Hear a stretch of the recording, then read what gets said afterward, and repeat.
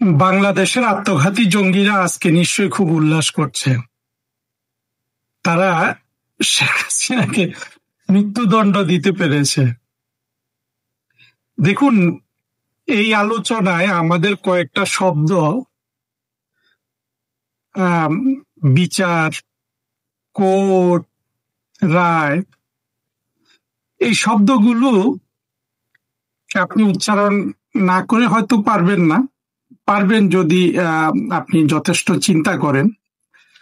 এই শব্দগুলো যেই যেই প্রহসন হয়ে গেল, প্রহসনও না, যে ওদের পক্ষ থেকে আন্তরিক যেই মহড়া হয়ে গেল, সেখানে এই শব্দ কোনোটা আমাদের ভাষায়, অর্থাৎ আমরা যারা মুক্তিযুদ্ধের শক্তি, আমরা যারা শেখ হাসিনার সৈনিক, তাদের ডিসকোর্সে কিন্তু এই শব্দগুলো কখনো ব্যবহার করা উচিত নয়। কারণ হলো, প্রতিটা শব্দের একটা ওজন আছে। কোর্ট বলুন বা আদালত, কিংবা ধরেন বিচার, রায়, প্রতিটা শব্দই তো যথেষ্ট ভারী শব্দ, তাই না? এই শব্দগুলো কি আত্মঘাতী জঙ্গিদের সাথে যায় না। কিন্তু আমাদেরকে এই শব্দগুলো হয়তো ব্যবহার করতে হচ্ছে, তারপরও আমাদের সচেতন থাকতে হবে শব্দগুলো ব্যবহারের ক্ষেত্রে। যদি আমরা সচেতন না থাকি, আমরা আসলে একটা পুরোপুরি অন্যায়, অন্যায্য, অবৈধ, কোনোভাবেই পৃথিবীর এবং আল্লাহর কোনো আইনেই যার যে জিনিসগুলো আসলে আপনার বৈধতা নাই, সেই জিনিসগুলোকে আমরা যাতে এই শব্দগুলো প্রয়োগ করে 2%, 3%, 5% বৈধতা না দিই, সেই দিকটা আমাদের অন্তত সচেতন থাকতে হবে যে এটা কি কোর্ট ছিল, এটা কি রায় হলো, এখানে কি বিচার হয়েছে? না, কোনোটাই আসলে হয়নি। যেটা হয়েছে, জঙ্গিদের যে পরাজয়ের যে গ্লানি এবং জঙ্গিদের আপনার তাদের প্রাপ্য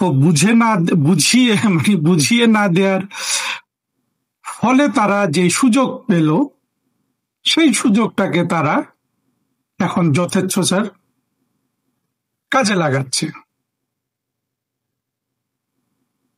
এখন আমাদের কি করা উচিত?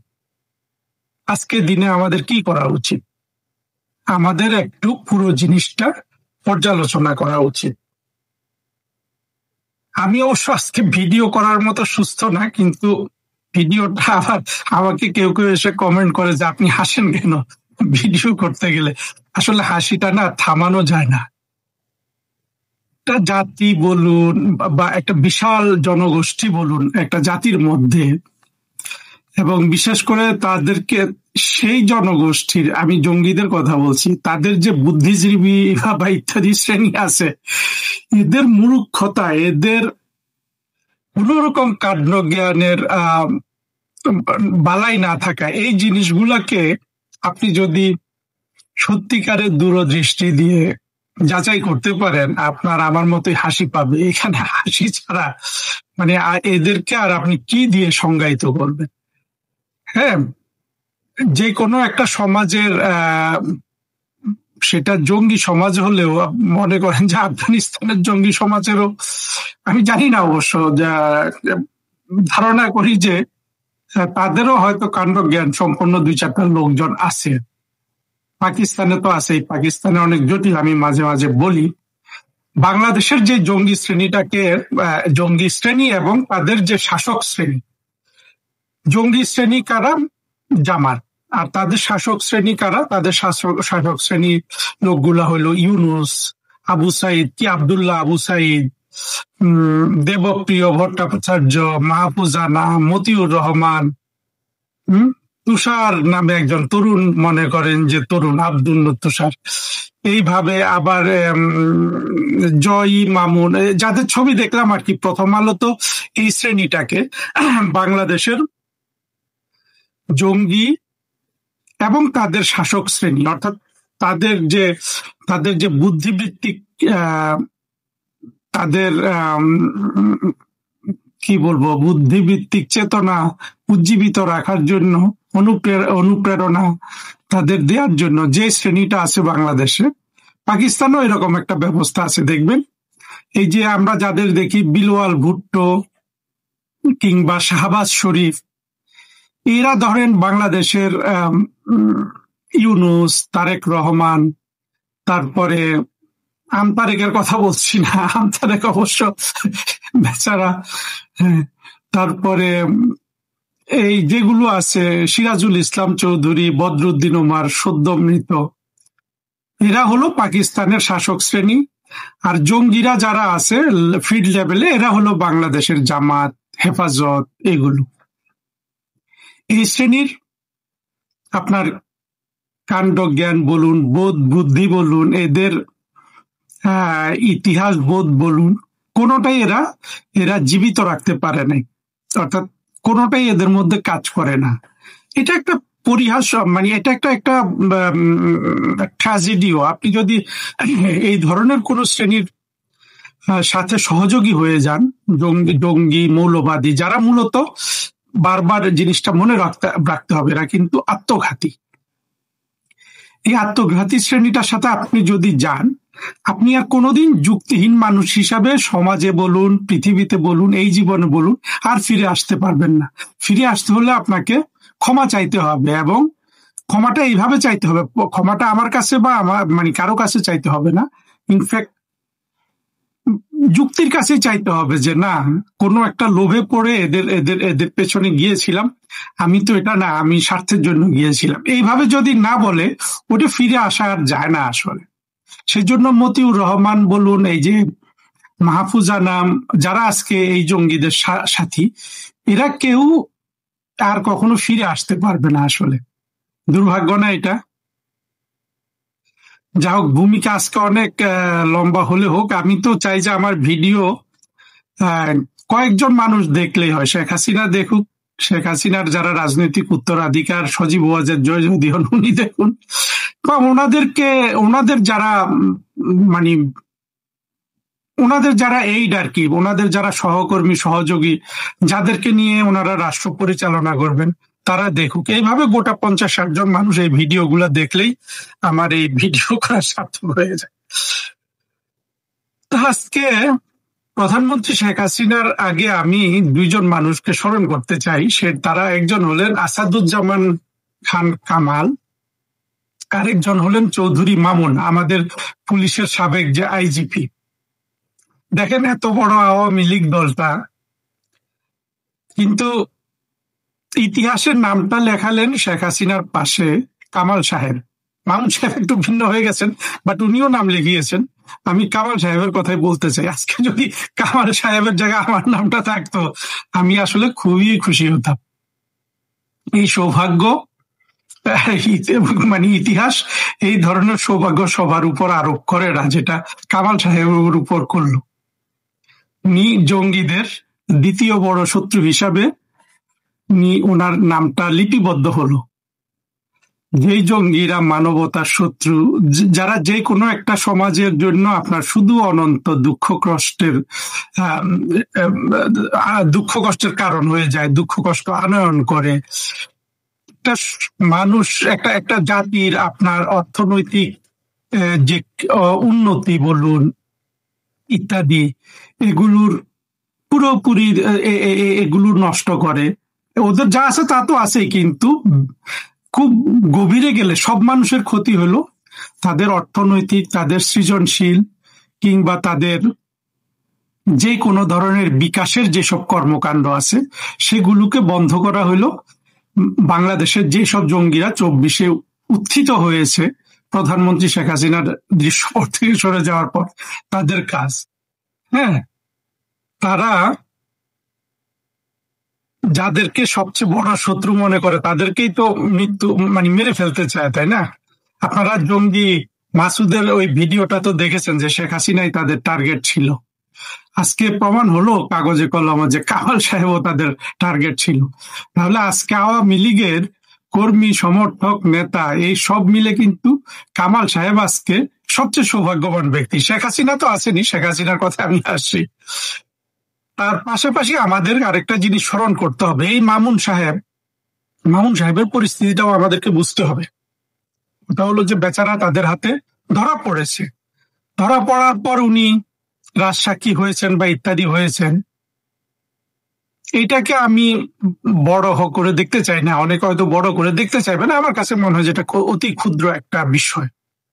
আপনি যখন শত্রুর হাতে ধরা পড়েন তখন আপনার আচরণ সেখানে অনেক সময় আপনার আচরণের কৌশলটাই আমি মনে করি বড়। এই মামুন সাহেবকে যদি আজকে 5 বছরের জেল না দিয়ে মৃত্যুদণ্ড দিত, তাহলে হয়তো ওরা 2 সপ্তাহ পরে সেটা কার্যকর করে করতো না। শেখ হাসিনাকে আর কামাল সাহেবকে ধরা পাচ্ছেন। তো মামুন সাহেব তার জীবন যদি বাঁচান এই পদ্ধতিতে, এইটাকে আমি সাধুবাদী দিব। কিন্তু আমরা যদি সত্যিকার অর্থে দেখি 2024-এ প্রকৃত হিরো কারা ছিল? পুলিশই তো ছিল, তাই না? পরে পুলিশকেই তো ব্যাপক হারে তারা জঙ্গিরা মেরেছে এবং অত্যাচার, এগুলো আমরা ডিটেলসে না গেলেও জানি কি হয়েছে। কিন্তু তার সাথে আপনি বাংলাদেশের সামরিক বাহিনী বা সেনাবাহিনীকে তুলনা করে দেখুন। 2024-এ তারা পুরোপুরি হেরে গেল, তারা পরাজয় বরণ করলো, তারা জঙ্গিদের পক্ষ নিল। পুলিশ জঙ্গিদের বিরুদ্ধে ছিল। একটা বাহিনী হিসাবে পুলিশ কিন্তু 2024 সালে তাদেরকে নিজেদেরকে দেশের একটা জনপ্রিয় ইনস্টিটিউশন হিসাবে তুলে ধরলো এবং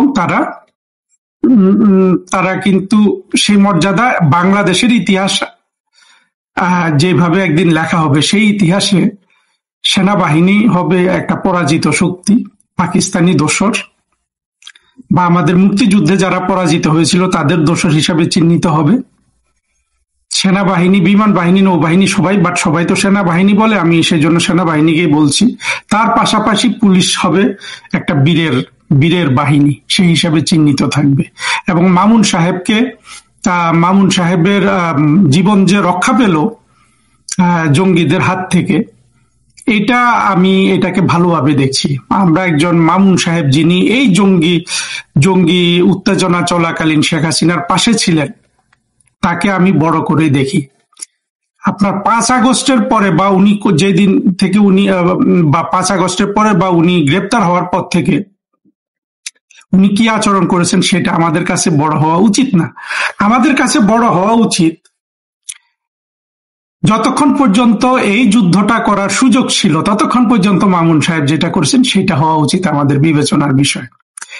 ঠিক একইভাবে এই যুদ্ধটা করার যখন সুযোগ ছিল তখন ওয়াকার কি করেছে সেটা হবে আমাদের কাছে বিবেচনার বিষয়।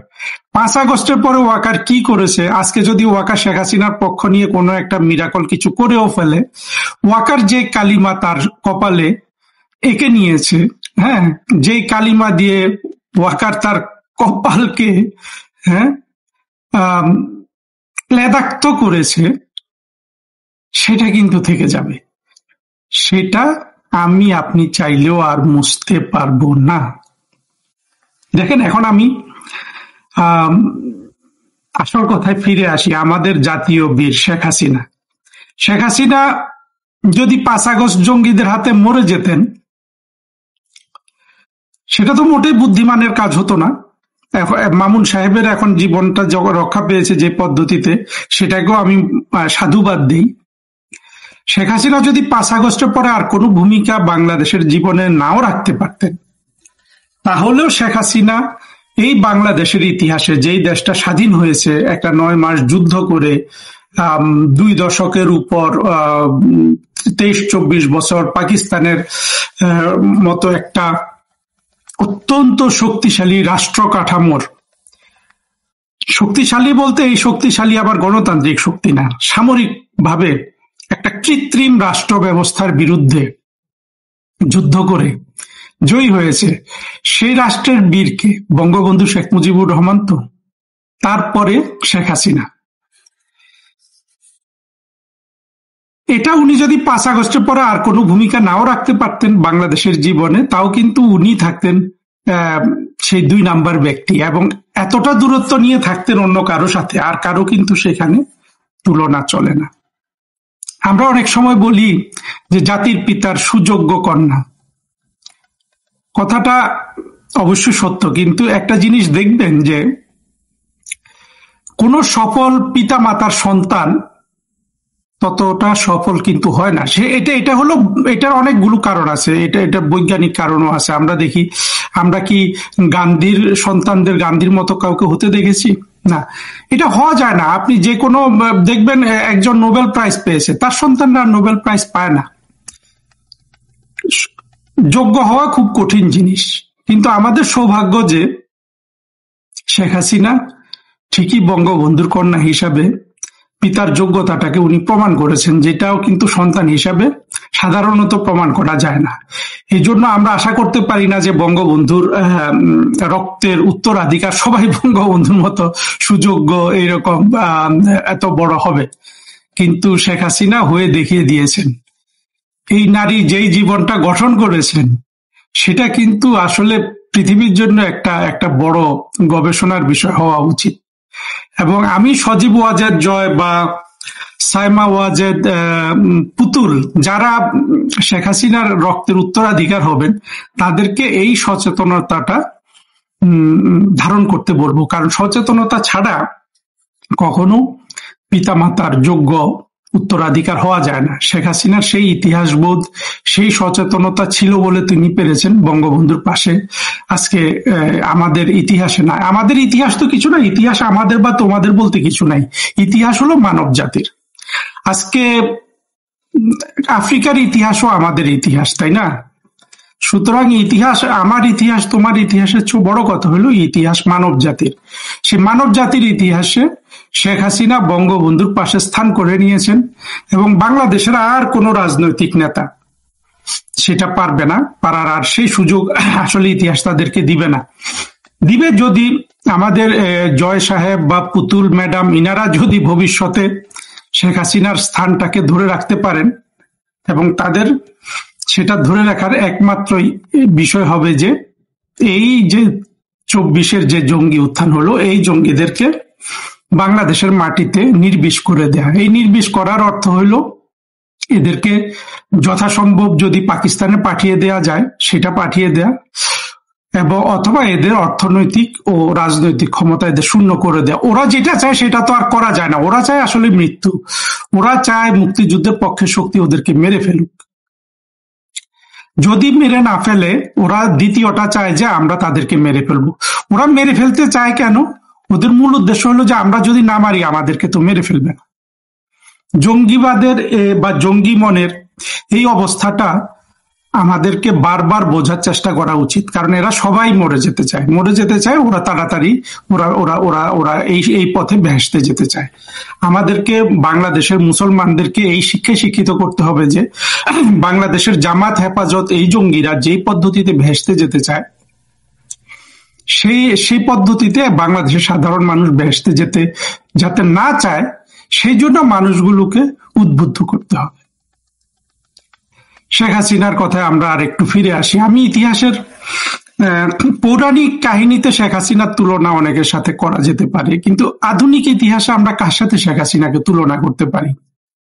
আমি একটু চিন্তা করে দেখলাম যে খুব বেশি কিন্তু আমরা পাই না। মানে এমন উচ্চতায় একটা মানুষ পৌঁছতে পারে যেই উচ্চতা ইতিহাসও কিন্তু তার কোনো সমতুল্য ব্যক্তিকে আমি খুঁজে পাচ্ছি না। কেন পাচ্ছি না জানেন? বাংলাদেশের একটা ইউনিক সিচুয়েশন। বাংলাদেশের এই ইউনিক সিচুয়েশনটা হয়েছে কি, আপনি ধরেন দক্ষিণ আফ্রিকাতে নেলসন ম্যান্ডেলার সংগ্রামটাকে আপনি চিন্তা করেন। নেলসন ম্যান্ডেলা কাদের বিরুদ্ধে সংগ্রাম করেছে? সাদা মানুষ আর কালো মানুষের সংগ্রাম ছিল, তাই না? সেখানে অনেক আপনার বড় বিবাদের ইস্যু ছিল, কিন্তু সেখানে তো এই জিনিসটা ছিল না, তাই না? সাদা মানুষগুলো কালো মানুষগুলোকে মেরে ফেলতে চায়, বা কালো মানুষগুলো সাদা মানুষগুলোকে মেরে ফেলতে চায়, এটা কিন্তু ছিল না। হ্যাঁ, এটা হয়তো 300 বছর আগে ছিল, কিন্তু নেলসন ম্যান্ডেলা যে সময় এই সংগ্রামটা করেছেন সে সময় কিন্তু এই বাস্তবতা ছিল না। এক পক্ষ আর এক পক্ষকে কিন্তু মেরে ফেলতে চায় না। কিন্তু বাংলাদেশের যে জঙ্গি বাহিনী বা আমাদের যে স্বাধীনতা বিরোধী হওয়া তো একটা অপরাধ, কিন্তু কাকতালীয় ভাবে স্বাধীনতা বিরোধীরা হয়ে গেছে বাংলা মানে মৌলবাদ এবং জঙ্গিবাদ। যাদেরকে সারা পৃথিবী ভয় পায়, সারা পৃথিবী যাদের মৃত্যুদণ্ড ঘোষণা করে বসে আছে। এই ধরনের একটা শ্রেণীকে আসলে পরাজিত করা মোটেই কঠিন কিছু না, কিন্তু চিন্তাটাকে আমাদের একটু প্রসারিত করা দরকার। এই যে শ্রেণীটা আমাদের যুদ্ধের, আমরা যাদের সাথে দ্বন্দ্বে লিপ্ত, তারা কি চায়? আমাদেরকে মেরে ফেলবে। কিন্তু আমরা কিন্তু ওই যে আবার নেলসন ম্যান্ডেলার ইয়েতে আসি, আমাদের প্রশ্ন, এবং সেটাই হয় সাধারণত মানবিক মানুষ, বঙ্গবন্ধু, শেখ হাসিনা বা বাংলাদেশের মুক্তিযুদ্ধের পক্ষে শক্তি, তাদের তো এটাই হওয়া উচিত যে এদেরকে ন্যূনতম ডিগনিটিফাইড একটা জীবন দেয়া, কিন্তু এটা আপনি দিবেন, তারা আপনাকে মেরে ফেলবে। এই যে বড় ধরনের একটা শত্রুতা, এইটা তো নেলসন ম্যান্ডেলা যাদের যাদের যাদের প্রতিদ্বন্দ্বী বা যাদের বিরোধী, যাদের বিরুদ্ধে সংগ্রাম করেছেন, এই দুই দুই দুই বিপরীত শক্তির মধ্যে তো এই এই এই এই বাস্তবতা বিরাজমান ছিল না। এই জিনিসটা সবাইকে বুঝতে হবে, এবং এটা যদি আপনি বুঝতে পারেন, আপনি দেখবেন যে শেখ হাসিনা বলুন, বঙ্গবন্ধু বলুন, তারা পৃথিবীকে যেটা দিয়েছেন, সেখানে আমরা যদি আমাদের কথাগুলো, অর্থাৎ বঙ্গবন্ধুর কথাগুলো, শেখ হাসিনার কথাগুলো যদি আমরা তুলে ধরতে পারি, আমরা তাদের জন্য কিন্তু নেলসন ম্যান্ডেলার চেয়ে বেশি সম্মান কিন্তু বয়ে নিয়ে আসতে পারি। এই বিষয়টা হলো যে পৃথিবীকে সম্পূর্ণ এবং সত্য তথ্যটা জানানো, সেই তথ্যটা জানানোর সক্ষমতা অর্জন করা খুবই জরুরি। আজকে আমরা আওয়ামী লীগের মধ্যে যে জিনিসটা দেখতে পাই, যেমন আমি কালকে অনেকগুলা ফেসবুকে পোস্ট দিয়েছি একের পর এক।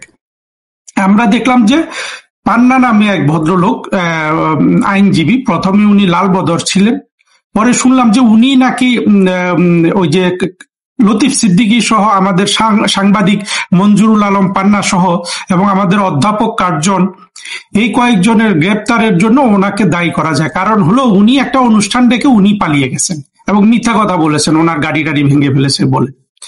তো এগুলো আপনারা আওয়ামী লীগের লোকজন একটু সতর্ক হবেন। হ্যাঁ, সতর্কতা ছাড়া কিন্তু কোনো উপায় নাই। বঙ্গবন্ধু অবহেলা করে কিন্তু জঙ্গিদের হাতে, জঙ্গি বলতে কি, আজকে যারা বাংলাদেশ দখল করেছে তাদেরই তো ফোরফাদার ওরা ছিল, তাদের হাতে তিনি হত্যাকাণ্ডের শিকার হলেন। শেখ হাসিনাকে আমি ধন্যবাদ দিব, উনি তার চেয়ে একটু সচেতন ছিলেন। আমি আশা করব যে ভবিষ্যতে যখন উনি রাষ্ট্র ক্ষমতায় আসবেন, ওনার উত্তরাধিকারে আসবেন, তারা আরো বেশি সচেতন হবেন।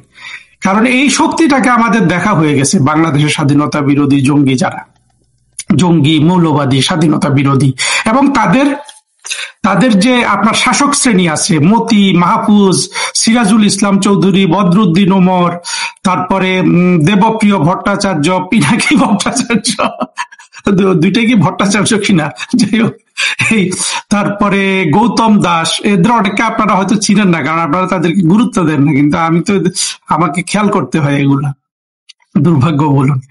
এদের শাসক শ্রেণী এবং এই জঙ্গি শ্রেণী, এদেরকে বাংলাদেশ থেকে আপনার তুলে দিতে হবে, অথবা এদেরকে বাংলাদেশের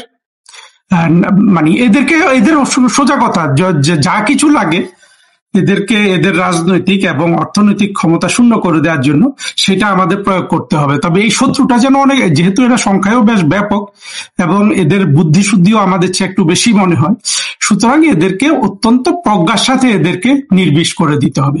আপনি যদি এখানে প্রজ্ঞায় একটু যদি আপনি হেরফের করেন, কোন ধরনের আবেগকে খরচ করেন, হ্যাঁ, তাহলে কিন্তু আপনি এই শক্তির সাথে পারবেন না, কিন্তু প্রজ্ঞা খরচ করলে আপনি পারবেন। যাই হোক, আমাদের শেখ হাসিনাকে আমি পেলাম না এই ইতিহাসের কোন চরিত্রের সাথে তুলনা করতে, তবে একটু হালকা মিলে জোয়ান অফ আর্ক নামে ফরাসি দেশ, অর্থাৎ ফ্রান্সে যাকে সবচেয়ে বেশি সম্মান করা হয়, যাকে তারা সেন্টের বাংলা কি, অর্থাৎ সাধুর মর্যাদা দিয়েছেন, সেই জোয়ান অফ আর্কের সাথে কিছুটা তুলনা করা চলে। জোয়ান অফ আর্ক অবশ্য মৃত্যু বরণ করেছিলেন। সেখানে ব্রিটেন, ইংরেজদের আর ফরাসিদের মধ্যে 100 বছরের যুদ্ধ হয়েছে চতুর্দশ-পঞ্চদশ শতাব্দীতে। এই 100 বর্ষের যুদ্ধ, 100 বছর আসলে যুদ্ধটা বোধহয় 120-115 বছরের ছিল। সেই যুদ্ধে একটা 17 বছরের ফরাসি তরুণী, একটা কৃষকের কন্যা, ইংরেজদের বিরুদ্ধে লড়াই করেছেন। এটা অনেক ধরনের আছে, তিনি তাকে নিয়ে আবার একটা বেশ, ওইটাই আরো গুরুত্বপূর্ণ, জর্জ বার্নার্ড শো একটা নাটক লিখেছিলেন সেন্ট জোয়ান, হ্যাঁ, এই নামে। সেখানে তার রাজনৈতিক গুরুত্ব এই জর্জ বার্নার্ড শো অনেক কি বলবো যে আবেগহীন ভাবে তুলে ধরেছেন। জোয়ান অফ আর্কের সাথে শেখ হাসিনা, অর্থাৎ জোয়ান অফ আর্ককে বরঞ্চ শেখ হাসিনার সাথে কিছুটা তুলনা করা যেতে পারে। যদি শেখ হাসিনা জঙ্গিদের হাতে মারা যেতেন 5 আগস্ট বা ওই সময়টাতে, তখন হয়তো জোয়ান অফ আর্কের সাথে সিমিলারিটিস অনেক বেশি থাকতো। কিন্তু আমি যেটা ইতিহাসে এসব না করছে বলতে পারি, জোয়ান অফ আর্ক আজকে ফরাসি দেশে যেভাবে মানুষ তাকে শ্রদ্ধা করে, ভক্তি করে, আমাদের বাংলাদেশ যেটা অবধারিতভাবে মুক্তিযুদ্ধের শক্তির বাংলাদেশ, এবং যারা এখানে বিজয়ী হবে, যারা বিজয়ী হয়ে গেছে, এবং জঙ্গিদের পরাজয়ের একটাই মাত্র আস্ফালন আমরা দেখলাম 17 তারিখ, যেদিন নাকি ওরা আবার বাংলাদেশের বন্দর বিদেশিদের হাতে তুলে দেওয়ার চুক্তিও করেছে। এরা সবাই পরাজিত হয়ে গেছে। শেখ হাসিনা আমাদের বাংলাদেশের ইতিহাসে জোয়ান অফ আর্ক আজকে ফ্রান্সে যেভাবে মানুষের শ্রদ্ধা ভালোবাসা পান, শেখ হাসিনা তার চেয়ে বেশি পাবেন। হ্যাঁ, আর সবচেয়ে ঘৃণিত থাকবে ইউনূস। দেখেন, ইউনূস আর শেখ হাসিনার একটা সামান্য তুলনা করে আমি আজকে ভিডিওটা শেষ করে দিচ্ছি। ইউনূস কি করেছে আপনি দেখেন, এই বাটপার সারা জীবন একটা কৃষকের হাতে, একটা দরিদ্র মানুষের হাতে একটা হাঁস ধরিয়ে দিয়ে, একটা মূলা ধরিয়ে দিয়ে, একটা মাছ ধরিয়ে দিয়ে ছবি তুলে সারা পৃথিবীতে এগুলা বিক্রি করেছে। অর্থাৎ সে এই বাঙালিগুলাকে এক্সপ্লয়েট করে সে বিদেশে চলে গেছে লামিয়াকে নিয়ে, বা তার তো বোঝাই যাচ্ছে এই লোকটা ভোগ এবং লিপ্সা, এই দুটা জিনিসের একটা দূরত্ব, ভোগ এবং শোষণ, গরিব মানুষের শোষণ আর ধনী মানুষের সাথে ভোগ বিলাস করা। এই লোকটা গরিব মানুষের হাতে এই মাছ, হাঁস, মুরগি ধরিয়ে দিয়ে ছবি তুলে টাকা পয়সা তুলে নিয়ে সে চলে যেত কোথায়? বিদেশে চলে যেত আনন্দ করতে। আর শেখ হাসিনা কিন্তু সারা পৃথিবী ঘুরে এসে, রাষ্ট্রের কাজ করে এসে ওই হাঁস, মাছ, মুরগি পালন করতেন। অবশেষে তাইজুল কোর্টের সাজানো রায়টা পাঠ করা হলো, বিচারপতিদের দিয়ে পাঠ করানো হলো। এই রায়টা কি হবে এটা আমরা আগের থেকেই জানতাম।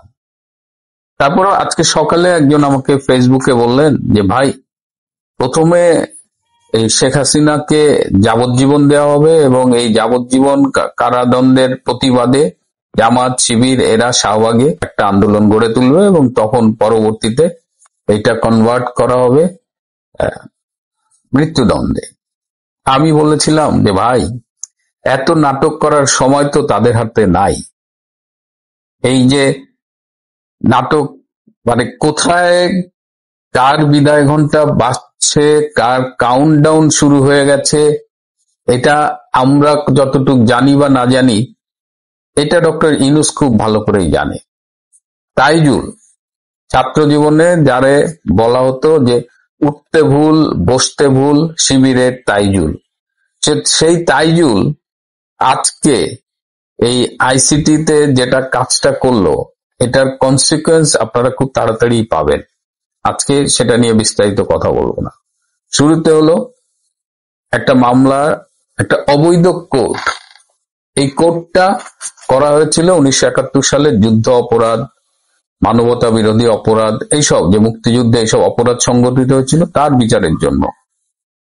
সেটাকে একটা অবৈধ অধ্যাদেশের মাধ্যমে এই জুলাই আগস্টের যে জঙ্গি অভ্যুত্থান, সেখানকার বিভিন্ন কাল্পনিক বানোয়াট অভিযোগ এনে, মানে পুরো বিষয়টা ইল্লিগাল। আমি ইল্লিগাল বলছি তা না। এই কোর্টে একজন ব্রিটিশ আইনজীবী টবি ক্যাডম্যান, তিনি অ্যাডভাইজার হিসেবে আছেন। টবি ক্যাডম্যান নিজেই বলেছিলেন যে শেখ হাসিনার বিচার আমরা আন্তর্জাতিক অপরাধ আদালতে করি, সেটা নেদারল্যান্ডসের হেইগে। কিন্তু তাইজুল বাহিনী রাজি হয়নি, কারণ হেগে গেলে তো আর এইভাবে মনের মতো ইচ্ছা মতো বিচার ম্যানিপুলেট করা যাবে না। তাইজুল বাহিনী সমস্ত আইনের প্রতি বৃদ্ধাঙ্গুলি দেখিয়ে এই আইসিটিতে অবৈধভাবে এই মামলাটার বিচার করেছে। এই মামলার এতগুলো অসঙ্গতি, প্রথমত তো এই কোড অবৈধ, দে হ্যাভ নো রাইটস। এই অপরাধ যারা যেগুলো দাবি করছে এটা বিচার করার জন্য এই আদালতটা অ্যাপ্রোপ্রিয়েট আদালত না, তারা নর্মাল আদালতে যাইতো। তো তো এটা প্রথমেই মানে বাতিল হয়ে যায়, তারপরে আসলে আর কোনো আলোচনার দরকার হয় না। তারপরেও কিছু বিষয় আমি একটু আলোচনা করতে চাই। এইখানে এই তাইজুলটা কে? এইখানে যখন 71-এর মানবতা বিরোধী অপরাধ, যুদ্ধ অপরাধী এদের বিচার হচ্ছিল, তখন তাইজুল ছিল ওই অপরাধীদের আইনজীবী। সে এখন পলিটিক্স হয়ে গেছে চিফ প্রসিকিউটর, সরকার পক্ষের আইনজীবী। এটা কেমনে হয়? এখানে স্পষ্ট কনফ্লিক্ট অফ ইন্টারেস্ট, এটা সম্ভব না। জাতিসংঘকে আয়না আপনি একটা তদন্ত করাইলেন, তদন্তের রিপোর্ট দিলেন, জাতিসংঘ বলতেছে 1400 মারা গেছে, আপনি বলতেছেন 800 মারা গেছে। সেই সময় পেপার ঘাটে দেখা যায় 150-200। এই 150-200 আবার কারা মারছে? কিছু মারা গেছে পুলিশের গুলিতে বা আইন শৃঙ্খলা রক্ষাকারী বাহিনীর হাতে। কেন আইন শৃঙ্খলা বাহিনী, রক্ষাকারী বাহিনী গুলি করেছিল? বিকজ জাতীয় স্থাপনা, কেপিআই, জাতীয় গুরুত্বপূর্ণ স্থাপনাগুলো ধ্বংস করছিল। তখন পুলিশ বাধ্য হয়ে গুলি করেছে, এবং পুলিশ যে গুলি করেছে এই সবগুলো কিন্তু ডকুমেন্টেড এবং আইন মেনে করা হয়েছে। পুলিশ যে আইন মেনে গুলি করেছে এটা আমি বলছি না, এটা কে বলছে? এটা জাতিসংঘের যে তদন্ত, হিউম্যান রাইটস কমিশনের যে তদন্ত রিপোর্ট, সেখানে কিন্তু এই যে অনুচ্ছেদ 98, 99, 111, 300, 314 এই ধরনের পুলিশি অ্যাকশনকে বৈধতার কথা বলা হয়েছে। তাহলে এবার বলেন যে এইখানে যতগুলো ডেড বডি পড়েছে সব কি পুলিশের গুলিতে? তাহলে ব্রিগেডিয়ার সাকওয়াত, তখন তিনি স্বরাষ্ট্র উপদেষ্টা ছিলেন, তিনি যে সিএমএইচ আহত আনসারদের দেখতে গিয়ে বললেন যে 7.62 রাইফেল বোরের যে গুলিটা, সেই গুলি নাকি পুলিশের কাছে, সেই অস্ত্র পুলিশের কাছে থাকে না। তাহলে এই স্পেশাল রাইফেল, এই স্নাইপার রাইফেল কারা ব্যবহার করেছিল? শুভ আফ্রিদি নামে একজন আর্মি থেকে বরখাস্তকৃত, তিনি ফেসবুকে স্ট্যাটাস দিয়ে বলেছেন যে তিনি এই আন্দোলনে স্নাইপার রাইফেল নিয়ে ছিলেন, তিনিও গুলি করেছেন। এই যে মুগ্ধ মারা গেছে, মুগ্ধর বাবা বলেছে যে মুগ্ধ পুলিশের গুলিতে মারা যায়নি। এই যে রংপুরের আবু সাইদ মারা গেছে, আবু সাইদের বুকে রাবার বুলেট লেগেছে, তার পোস্টমর্টেম 5 বার চেঞ্জ করা হয়েছে, সেখানে দেখা যাচ্ছে যে মাথার পেছনে ক্ষত। এই মাথার পেছনে ক্ষতটা কোত্থেকে আসছে? কেন আবু সাইদকে ঘটনাস্থল থেকে আহত হওয়ার পরে কোথাও নিয়ে যে তাকে 4.5 ঘন্টা পরে রংপুর মেডিকেল আনা হলো? কেন সেইখানে ক্যামেরা ফিট করা ছিল? এবং ক্যামেরাগুলোর অবস্থান দেখবেন যে বিভিন্ন ইনসিডেন্টে ক্যামেরাগুলো অনেক সময় দেখা যাচ্ছে যে বন্দুক দেখাচ্ছে, ক্যামেরা ফিট করে যাচ্ছে বন্দুকের দিকে, কিন্তু ওই গুলিটা কোথায় গেছে এইটা আর ক্যামেরা দেখাচ্ছে না। ওই গুলিটা কি মানুষের গায়ে লেগেছে, নাকি কনক্রিটে লেগেছে, না মানুষের পায়ে লেগেছে? সো পুরোটা যে মেটিকুলাসলি ডিজাইন একটা প্ল্যান ছিল, কনস্পিরেসি ছিল, যেটা ডক্টর ইউনূস বলেছে, সেটা কিন্তু খুব স্পষ্টভাবে এই পুরো বিষয়টাকে আমরা দেখতে পাই।